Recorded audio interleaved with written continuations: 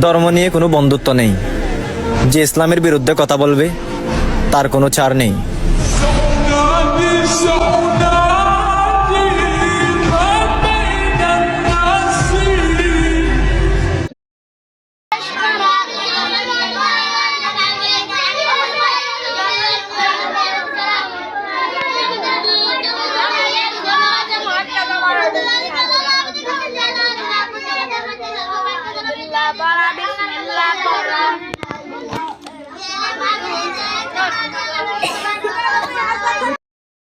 আমরা কোরআনের সুরের পাখি, কোরআনের সুরে সুরে রবকে ডাকি।